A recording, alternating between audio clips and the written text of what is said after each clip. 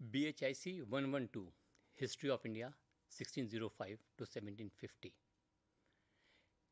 Today we are going to discuss an overview of this particular course. You need to understand that this course is very important component of history of India. And there are significant aspects which we must cover when dealing with this period. So this period should also be seen in the larger context of the world history. In another word, I can say this period is 17th century India. 17th century India.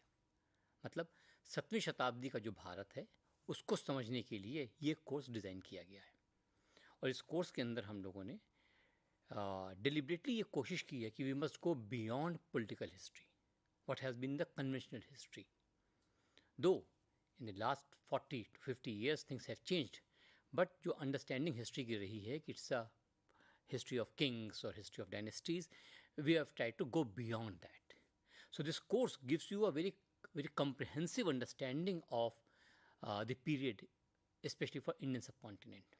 Though at times we have gone beyond Indian subcontinent when we were discussing the trade, we have discussed the larger context also. And in the last chapter also, we have discussed the great divergence debate, where we have tried to locate it in the larger global context. So what we are dealing today is a period which is an era of global connectedness. आप जानते हैं कि 15th century अंत आते आते America discover हो गया था. दोनों अमेरिका डिस्कवर हो गए थे. तो अमेरिका डिस्कवर होने के बाद में ग्लोब का चक्कर भी लगा लिया गया. तो यूरोप से चाहे बाएं शुरू हो चाहे दाएं शुरू हो, you are covering the whole globe. And because of the European domination on the American continent, both north and south, especially British domination on the northern America, and then the British penetration or British interaction with the Africa and subsequently to the Indian subcontinent, and which moves further also towards the Far East.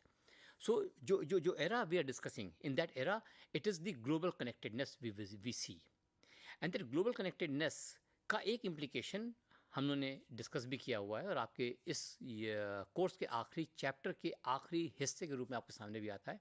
That is the great divergence debate, जिसकी हम लोग बातचीत करते हैं कि वो क्या वजह थी कि Europe could develop and India could not, और the eastern societies could not.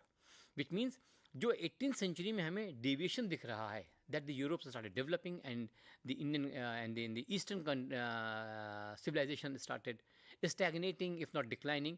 So what are the reasons? So the reasons have to be traced in the larger context of 17th century. So हमें दो trends सामने देखने को मिल रहे हैं. एक, I have been saying that it's an era of in global interconnectedness where the society is very cosmopolitan, very cosmopolitan. सो एक society जो बहुत कॉस्मोपॉलिटन है, इसके अंदर फॉरेन ट्रेवलर्स आ रहे हैं, they are interacting with India, foreign emissaries आ रही हैं, हमारी एमिसरीज बाहर जा रही हैं. It's not only that only Mughals are there are other princely states who are in constant touch with the outer world also. So it's an era of global interconnectedness. Portuguese वैसे ही आ चुके हैं Indian ocean के अंदर, Portuguese के बाद French भी आ चुके हैं, और इस पीरियड में आपको ब्रिटिश भी दिख रहे हैं, डच भी नज़र आ रहे हैं. सो जो ग्लोबल ट्रेड नेटवर्क डेवलप कर रहा है उसके अंदर India is occupying a very pivotal position or pivotal location. So in that context, it's an era of global interconnectedness. So when we study this century, we should not study this century solely in terms of the political developments. There are developments in the other fields of life. Or if I can say, the cosmopolitan character is visible in almost all walks of life. It's not only economic, that the trade is there, so economic connections are there. You can see interaction in the literature, you can see the interactions in the architecture, interaction in the painting, interaction in terms of developments in the science and technology. Though the fact remains that after the 18th century or towards the end of the 18th century, we see a great divergence. एक विचलन देखते हैं हम लोग कि जो परंपरा आपको यूरोप में विकसित होती दिखती है हिस्टोरिकल प्रोसेसेस की, that is not seen in the eastern countries, especially in India. So we are trying to locate, through this course, we are trying to locate the society of 17th century. We have extended till the mid of the 18th century, 1750. So we are discussing that. So it's going beyond the political history. It's also going beyond the economics where state dominated. or the focus on land revenue is not the primary focus of this particular unit, in this particular course. Land revenue is very important. We discuss that in terms of other economic spheres, but we don't confine ourselves to simply the political history. To understand this period, in this course, the first part or first block or the first theme we discuss is the kind of sources available for us to understand this century. And the sources are very, very diverse, very, very diverse. Court chronicles are there, memoirs of the rulers are there, literary compositions are there, there are architectural specimens, and a wide variety of paintings are available, which means along with literary sources, we have material culture. And this availability of a large corpus of historical sources to reconstruct or build the history of this century makes it much more rich. A very thick understanding of society emerges to us, simply because we have a variety of sources available to us. So the first theme or the first block of this course is primarily focuses on or discusses simply the kind of sources available to us. And उन sources के सहारे हम आपको समझाने की कोशिश करते हैं कि हिस्ट्री राइटिंग के लिए जो सोर्सेज जिनको हम यूज़ करने पे बेस बनाते हैं उनमें क्या डाइवर्सिटी, उनमें क्या रिचनेस है और कैसे उस रिचनेस को बेस बना करके हिस्टोरियोग्राफी डेवलप की है, that follows in the subsequent chapters. Which means to understand the century, we have a large historiography, and that historiography is based on the various kind of sources. We have also discussed those sources so that you can understand that on the basis of these sources, we have written the kind of history which we have incorporated in the subsequent blocks, themes, or the chapters. So, just once again, let me say, it's court chronicles. They were writing primarily for the kings, for the court. So they have a very particular orientation when they are writing this. But even there, you get glimpses of, you get evidences of common man and what is happening in society at large. So we have that facility with the court chronicles. But we understand that and we accept that the court chronicles have their own limitations. I have forgot to mention in one of the important source available for this period is the accounts of foreign travelers. So we have court chronicles, then we have memoirs, then we have literary compositions, immense amount of literary compositions. This is the period when Bhakti tradition is flourishing in Avadhi and in Braj Bhasha. So a large corpus of writings are available.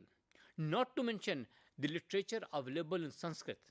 Please understand that this period is also very rich in composition in Sanskrit. So we have on the one hand, sources which primarily focuses on the activities of the court, but we also have sources which focuses on the larger social ethos, and it tries to capture the society's understanding of the contemporary times. Which means, fortunately, to reconstruct this history, we have a very good amount of sources. When we discuss these sources, we go beyond the state, which means ये political history, dynasty centric history से आगे चले जाते हैं हम लोग. जब dynasty centric history से हम आगे जाते हैं तो हम economic sphere में भी we go beyond the land revenue system and we try to explore what is the nature of craft production, what are the developments in the commerce, what are the trading communities, and how Indian Ocean is also a very important arena of economic development.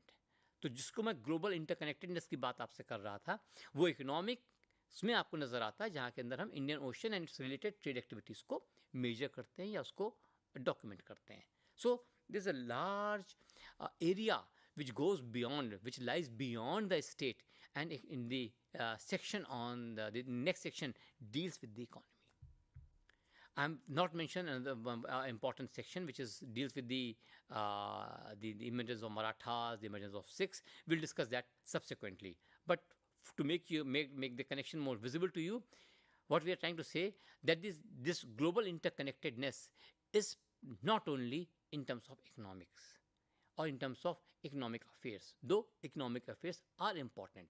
They play a very important role and go beyond the state controlled economy or state directed economy. मतलब land revenue वसूला जा रहा है, उसके अपने rules हैं, उसके अपने रेगुलेशंस हैं, and then there is state which is procuring it and then redistributing it. All that is part of economics. But I'm not going to discuss that. We have not discussed that in this particular course because that has been taken care in the course.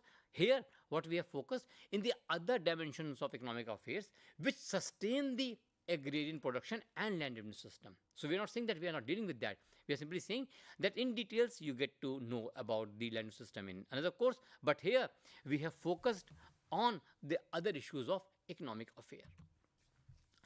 If you go beyond, if we move beyond from these initial units, then we come to locating religious traditions.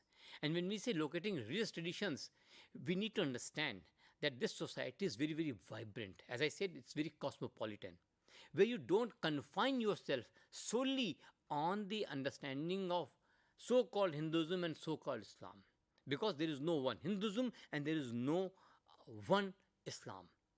You all are aware of it. शिया हैं, सुन्नी हैं, and then the Sufi सिलसिलास हैं. सूफी सिलसिलास की भी traditions हैं. तो जो religious communities हैं या जो रिलीजियस ट्रेडिशंस हैं, they are also very very diverse. They are very very heterogeneous. Homogeneity नहीं है वहाँ के अंदर. Within one religion there is very heterogeneity inherent in it. So what we are trying to say that this period where interaction with the larger world is taking place, even in terms of literary tradition, even in terms of religious traditions, there are diverse traditions. New trends are emerging. New trends, if you read one of the unit which were religious movement, we have discussed that. In what sense? There is a movement away from the domination of Shaivite towards the Vaishnavization.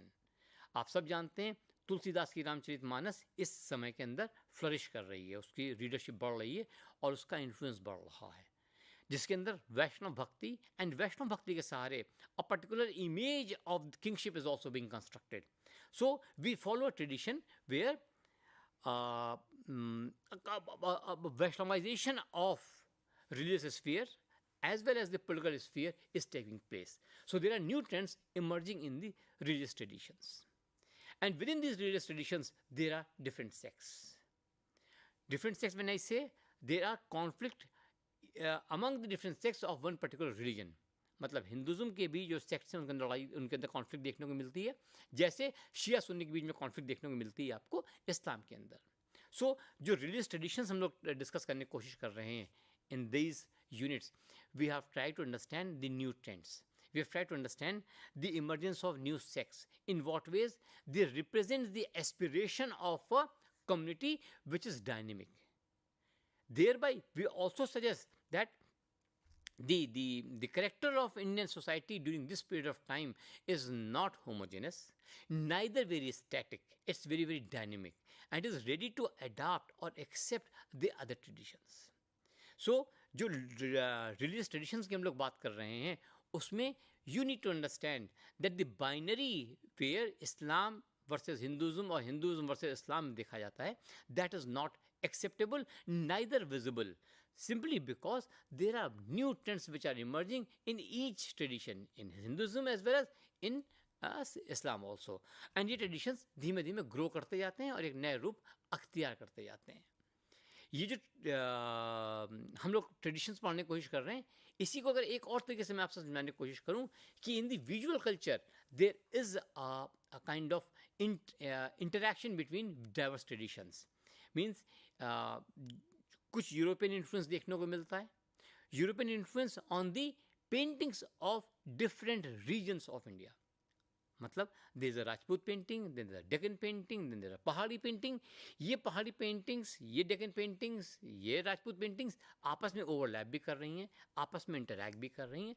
साथ ही साथ paintings के जो larger traditions हैं उनसे भी interact कर रही हैं. In the unit the author has discuss that in terms of paintings you very clearly see that even the European influence is visible. तो जो cosmopolitan character है, that cosmopolitan character does not influence or confine only to the economic affairs. It percolates to other sectors also, and visual culture is very important part of that. We have also tried to discuss the gender and courtly culture. Courtly culture मैं भी समझाता हूँ आपको, थोड़ा सा मुश्किल रहेगा क्योंकि नॉर्मल हिस्ट्री जो आप लोग पढ़ते हैं उसका हिस्सा नहीं है, लेकिन it is definitely part of the this course BHIC 112 history of India 1605 to 1750. तो ये जो जेंडर के इशू को समझने की बातचीत हो रही है, इसमें औरतों की स्थिति खाली डिस्क्राइब कर देना कि ऐसा मिलता है, उसके आगे जाने की बातचीत कर रही है. And trying to understand the question of gender at grassroots level also. And fortunately we have sources, and ये sources usually जो regional principalities हैं, चाहे वो राजपुताना की अलग अलग हो, चित्तौड़ हो, आमेर हो, जोधपुर हो, इनका अपना रिकॉर्ड मेंटेन करने का एक ट्रेडिशन है, और उस ट्रेडिशन के अंदर यू गेट एविडेंस और glimpses of the gender relations.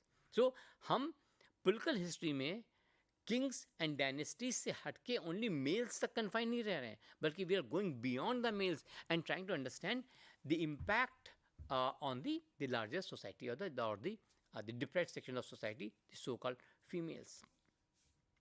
ये जो जेंडर कंस्ट्रक्शन है, इसमें जो दो इम्पॉर्टेंट ट्रेडिशंस अभी तक हमको देखने को मिल रहे हैं, या two important lines of investigation हमको देखने को मिल रही हैं.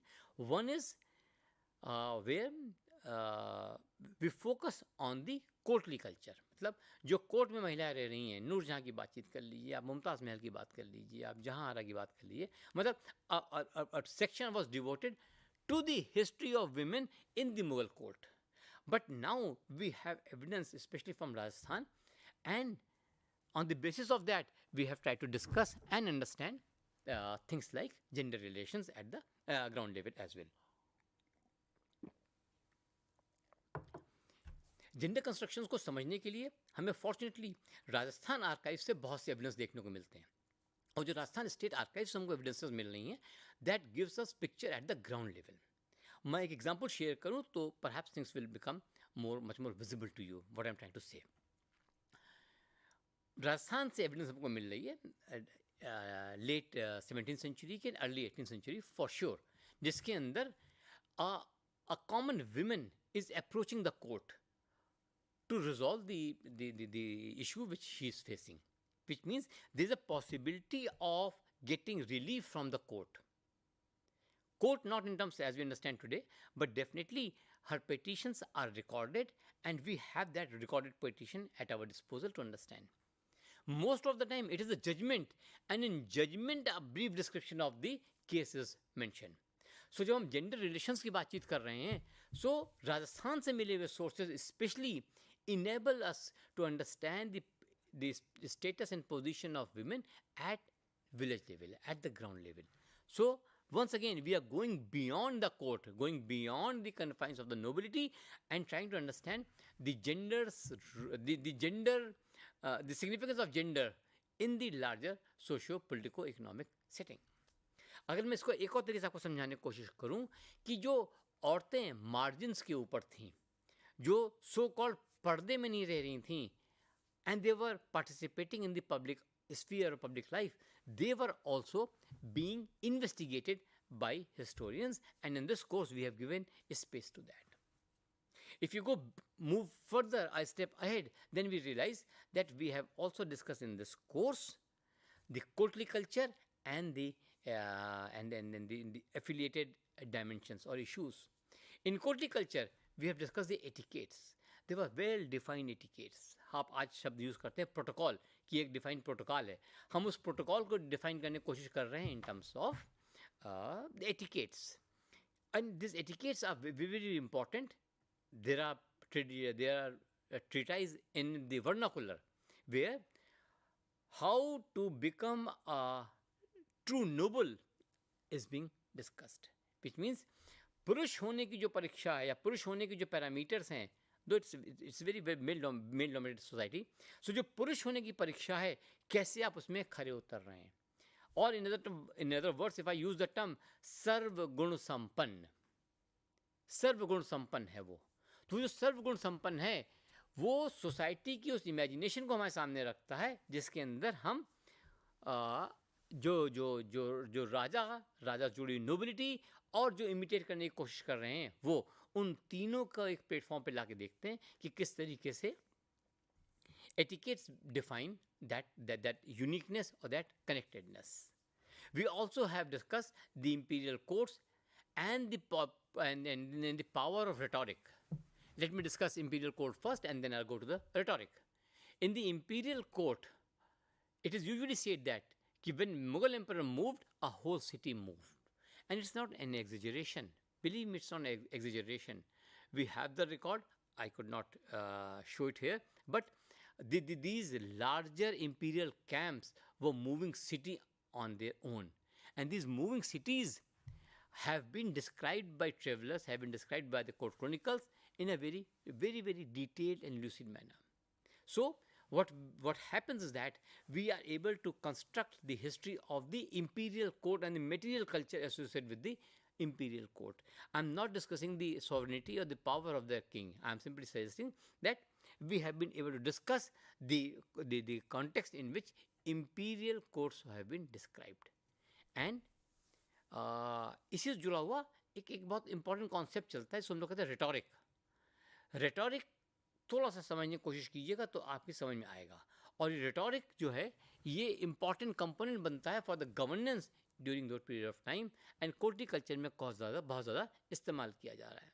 सो व्हेन आई से rhetoric, what I mean is that एक ही चीज़ को बहुत महिमा मंडित करके बोलना, बहुत ग्लोरीफाई करके बोलना, whereas in reality it's very, very minuscule or very, very insignificant. But with the help of rhetoric, you create an image that this is the very important component which has been provided to us. अब मैं इसी को एक और तरीके से आपको समझाने की कोशिश करूँ कि बहुत अच्छा एग्जाम्पल CM नईम का आर्टिकल है जिसके अंदर उन्होंने कहा है कि जो अकबर बीरबल के चुटकुले हैं उनको अगर एनालाइज करने की कोशिश कीजिएगा, which have been analyzed, we need to understand that all these rhetorics are not confined to one particular dimensions. Or in other words, if I say a classic example is that Babar ने कहा कि मैं इस युद्ध के पहले सब शराब छोड़ दूंगा और सारे शराब के गिलास तोड़वा दिए. But the moment he wins the battle, he comes back and starts the things again. So rhetoric का अपना एक भूमिका रही है और वो rhetoric इमेज क्रिएट करने में बहुत इंपॉर्टेंट रहता है, जिसको मैंने CM नईम के कॉन्टेक्स्ट में आपसे कहा. किसकी हिम्मत थी कि वो अकबर के दरबार में बैठे, अगर मैं बीरबल की बात कर रहा हूँ, किस में हिम्मत थी कि अकबर के दरबार में बैठे अकबर की बुराई कर दे. But Birbal was doing that, and this we come to know through on the basis of Akbar Birbal चुटकुले. But CM Naim has argued that things are not all that simple. This is an era of expansion, and during expansion construction and reconstruction is taking place. So इस expansion को समझने के लिए आपको जो rhetoric है उसकी कॉन्टेक्स्ट को समझना पड़ेगा. इसी को और एक तरीके से मैं समझाने की कोशिश कर रहा था कि जो हमारी ग्रेट डाइवर्जेंस डिबेट चल रही थी, जिससे कॉन्टेक्स्ट में मैंने शुरू किया था, उसमें rhetoric plays very important role. Through rhetoric what we are saying is that the king and the paraphernalia is maintaining itself at times on the basis of justification offered through the divine theory of kingship. So, जो courtly etiquette है, it's defined in such a manner which says or which suggests that the center of power is the ruler or the king. So, ये जो centrality of power है, it is being recreated, re-established, reiterated with the help of the rhetoric. So, ये जो court and court का paraphernalia है, इसको इसलिए समझाने की कोशिश की गई हम लोगों ने कि it's not only the will of the king, rather the will of the king in itself is reconstruction of historical processes. मतलब जो राजा चाह रहा है वो अपने आप नहीं चाह रहा है, वो कंडीशन हो रहा है उस वक्त के कॉन्टेक्स्ट के अंतर्गत. तो जो हम हिस्टोरिकल प्रोसेस को समझने की कोशिश कर रहे हैं इस यूनिट के अंदर, उसके अंदर we are also trying to understand the emergence of new regional states, especially Maratha, Sikh, Jat, and then the successor states जो separate हो जाते हैं from the main empire. Mughal से अलग होके हैदराबाद आपके सामने मौजूद है. So वो separation और वो segregation भी हो रहा है. ये जो हैदराबाद की मैं बात कर रहा हूँ या मैं जो सक्सेसर स्टेट्स की बात कर रहा हूँ, ये भी दर्शा रहे हैं कि जो 18th सेंचुरी है, या 17th और 18th सेंचुरी है, इसके अंदर there is a potential for movement away from the centre. ये जो movement away from the centre है, ये आपको a new kind of understanding of history की तरफ भी ले जा रहा है. Matlab, it is not Mughal-centric history which is being written for this course. Rather, it is history of Indian subcontinent where Mughals are one of the rulers or one of the players. Which means कि जो course design हुआ है this BHIC 112, this course tries to capture the ethos of the 17th century India.